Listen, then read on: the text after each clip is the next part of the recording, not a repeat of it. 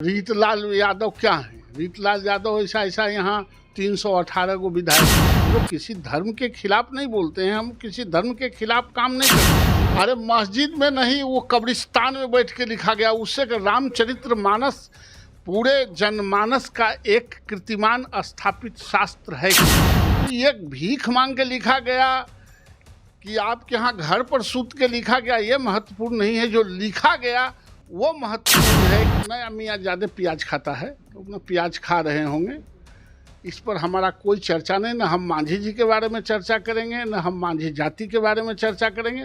वो समय आएगा बता देंगे। अरे उन्होंने न भगाया है, हम काला खरीदेंगे। वो भगाए हैं नीतीश जी।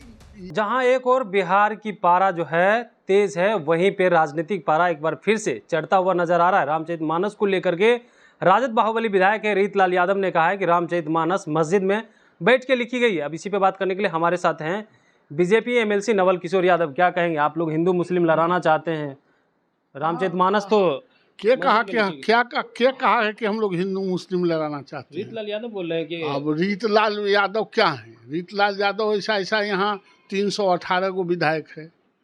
किसी के बोलने से हम लोग अपनी संस्कृति की बात करते हैं, अपने धर्म की बात करते हैं। हम लोग किसी धर्म के खिलाफ नहीं बोलते हैं, हम किसी धर्म के खिलाफ काम नहीं करते। अपने संस्कृति को पूरे दुनिया में अक्षुण्ण रखने के लिए हमारी संस्थाएं काम करती है। और उसमें क्या नाजायज़ है कि हम अपने धर्म की बात नहीं करें, हम अपने घर की बात नहीं करें, हम अपने संस्था की बात नहीं करें, अपने संसार की बात नहीं करें? ऐसा कौन संगठन होगा जो नहीं करेगा? अपने विचारों को, अपने धर्मों के बारे में, अपने संप्रदाय के बारे में, अपने संस्कृति के बारे में बात होनी ही चाहिए। जो नहीं बात करते हैं वो गलती करते हैं।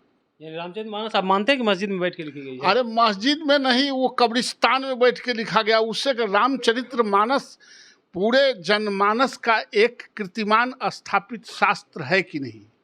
कहाँ लिखा गया, आप कौन कंपनी से शर्ट खरीदे, ये महत्वपूर्ण है। आपके शरीर में सुंदर लग रहा है कि नहीं, एक्सेप्टेंस है कि नहीं, ये महत्वपूर्ण बात है।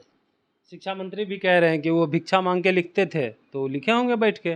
अरे भाई, भिक्षे मांग के लिखे? यहाँ तो दोनों शाम बढ़िया से खाना खाने वाले, एयर कंडीशन में रखने वाले एक पत्र भी नहीं लिख सकते। अगर कोई भिखारी ही भीख मांग के इतने बड़े महाकाव्य का रचना करता है तो प्रशंसनीय है ना, उसको धन्यवाद मिलना चाहिए ना। जो पूरे संस्कृति में एक्सेप्टेंस है, कौन ऐसा शास्त्र है जिसको पूरी तरह से एक्सेप्टेंस है? तो ये भीख मांग के लिखा गया कि आपके यहाँ घर पर सूत के लिखा गया, ये महत्वपूर्ण नहीं है। जो लिखा गया वो महत्वपूर्ण है कि वो पूरे भारत में और भारत के संस्कृति में लोग उसको अपने सर पर रखते हैं कि नहीं। अदब से, घर में भी लोग रखते हैं तो अदब से रखते हैं। राम को तो जीतन राम मांझी मानते ही नहीं थे, अब आप लोगों के साथ आ रहे हैं, क्या कहेंगे? अच्छा, आप जीतन राम मांझी जी नहीं राम को मानते थे, आप नहीं राम को मानिएगा, इससे राम का एग्जिस्टेंस समाप्त हो जाएगा।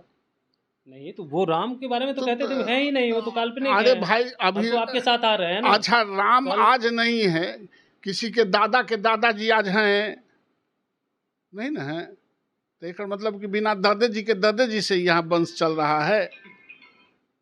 जो नहीं है चर्चाएं उसी की होती है, जो है उसको तो देख ही रहे, जो नहीं है उसी की चर्चा होगी। यानी अब राम पे भी बोलेंगे, उसको भी अगर आपके साथ आ रहा है तो वो ठीक हो जाएंगे क्या?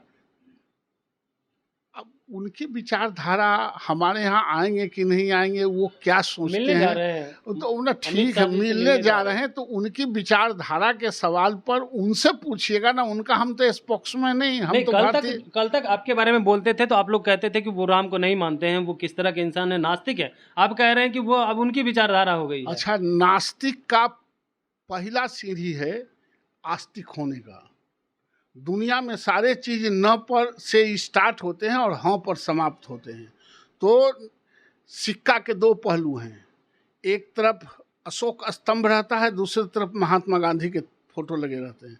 अगर दोनों में एक भी कोई मिट गया, अशोक स्तंभ मिट गया, तब भी महात्मा गांधी के फोटो को कोई नहीं लेगा।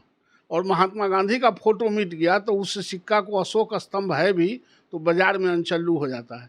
इसलिए आस्तिक और नास्तिक दोनों होते हैं। नास्तिक वही होते हैं जो आस्तिक बनने के कगार पर, दरवाजे पर खड़ा रहते हैं। एक आखिरी सवाल है, रत्नेश मांझी हैं जो मंत्री बने हैं, वो कह रहे हैं कि मांझी बिक गए, लेकिन मुसहर समाज नहीं बिका है अभी। नहीं, अब नया मियाँ ज़्यादा प्याज खाता है तो अपना प्याज खा रहे होंगे। इस पर हमारा कोई चर्चा नहीं, ना हम मांझी जी के बारे में चर्चा करेंगे, ना हम मांझी जाति के बारे में चर्चा करेंगे। आप वो लोगों समय आएगा बता देगा। आप लोगों पे भी इशारा है ना कि खरीद लिए आप लोग मांझी को। वो भगाए चल रहे हैं, हम खरीद लिए हैं। अरे उन्होंने ना भगाया है, हम काला खरीदेंगे। वो भगाए हैं Nitish ji, use and throw वाले लोग हैं, तो यूज एंड थ्रो किए होंगे। ये तो उनका प्रॉब्लम है, हमारा कोई प्रॉब्लम इसमें नहीं है। जी जरूर। तब सुन रहे थे, हमारे साथ थे नवल किशोर यादव, जिन्होंने साफ तौर पे कहा है कि मांझी कुछ भी बोले, उनकी विचारधारा अलग है। वहीं पे जो है जिस तरह से बिकने की बात को लेकर के भी उन्होंने साफ तौर पे कहा है कि वो जो है Nitish Kumar use and throw की बात करते हैं। वहीं पे रामचरितमानस कहाँ लिखी गई ये महत्वपूर्ण नहीं है, लेकिन रामचरितमानस में जो चीज़ लिखी गई है वो ज़्यादा महत्वपूर्ण है। तो फिलहाल इस खबर में इतना ही। कमलेश कुमार,